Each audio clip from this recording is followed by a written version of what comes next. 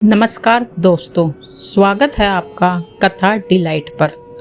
श्रावण माह महत्व का पहला अध्याय।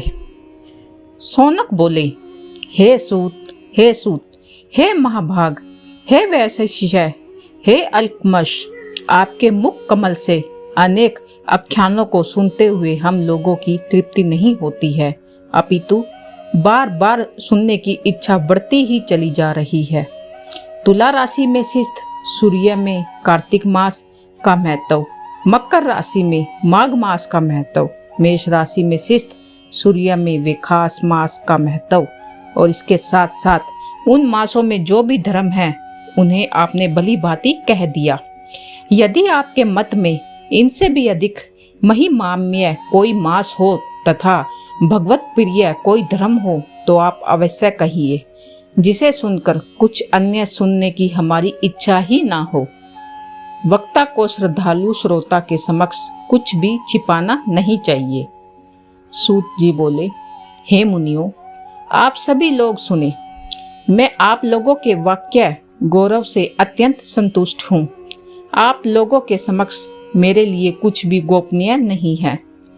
दम्भ रहित होना, सष्ठा का प्रत्याग, उत्तम भक्ति, सुनने की इच्छा, विनम्रता, ब्राह्मणों के प्रति भक्ति, प्रायणता, सुशीलता, मन की स्थिरता, पवित्रता, अनसूया, ये श्रोता के 12 गुण बताए गए हैं। ये सभी आप लोगों में विद्यमान है। अंततः मैं आप लोगों पर प्रसन्न होकर उस तत्व का वर्णन करता हूँ।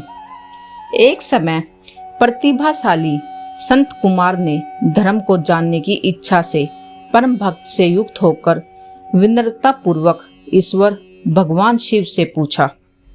संत कुमार बोले, योगियों के द्वारा आराधनीय चरण कमर वाले हे देवों के देव, हे महाभाग, हमने आपसे अनेक व्रतों तथा बहुत प्रकार के धर्मों का श्रवण किया है, फिर भी हम लोगों के मन में सुनने की अभिलाषा है। 12 मासों में जो मास सबसे श्रेष्ठ है, आपकी अत्यंत प्रीति करने वाला है, सभी कर्मों की सिद्धि देने वाला हो, और अन्य मास में किया गया कर्म यदि इस मास में किया जाए तो वह अनंत फल प्रदान करने वाला हो। हे देव, उस मास को बताने की कृपा कीजिए। साथ ही लोकानुग्रह की कामना से उस मास के सभी धर्मों का वर्णन कीजिए। तो ईश्वर बोलते हैं, हे संत कुमार, मैं अत्यंत गोपनीय भी आपको बताऊंगा। हे सुरवतो, हे विधि नंदन, मैं आपकी श्रवण इच्छा तथा भक्ति से बहुत प्रसन्न हूँ। 12 मासों में श्रावण मास मुझे अत्यंत प्रिय है। इसका महत्व सुनने योग्य है, अतः इससे श्रावण कहा गया है। इस मास में श्रवण नक्षत्र युक्त पूर्णिमा होती है, इस कारण से भी इसे श्रावण कहा गया है। इसके महात्म्य के श्रवण मात्र से यह सिद्धि प्रदान करने वाला है, इसलिए भी यह श्रावण संज्ञा वाला है। निर्मलता गुण के कारण यह आकाश के सदृश है, इसलिए नभा कहा गया है।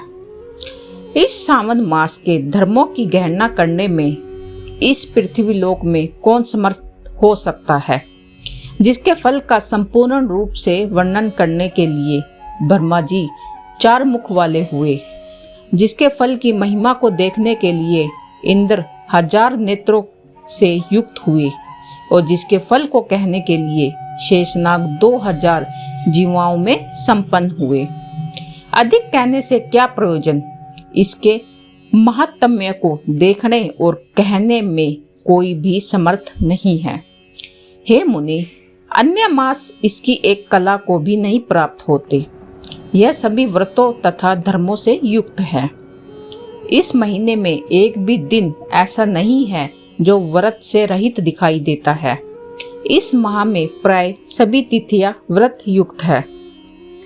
इसके महानता के संदर्भ में मैंने जो कहा है वह केवल प्रशंसा मात्र नहीं है।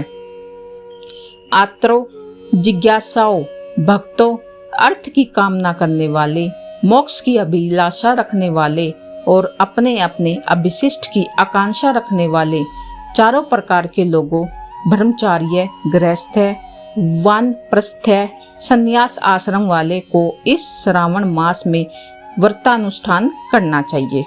तब संत कुमार बोले, हे भगवान, हे संततः, आपने जो कहा है कि इस मास में सभी दिन एवं तिथियां व्रत रहित नहीं है, तो आप मुझे बताइए किस तिथि में और किस दिन में कौन सा व्रत होता है? उस व्रत का अधिकारी कौन है? उस व्रत का फल क्या है? किस किस दिन उस व्रत को किया जाए? उसके अध्यापन की क्या विधि है? प्रधान पूजन कहाँ हो? जागरण करने की क्या विधि है? उसका देवता कौन है? उस देवता की पूजा कहाँ होनी चाहिए? पूजा की क्या सामग्री होनी चाहिए? और किस व्रत का कौन सा समय होना चाहिए? हे प्रभु, वह सब आप मुझे कृपया करके बताइए। यह मास आपको क्यों प्रिय है? किस कारण यह इतना पवित्र है?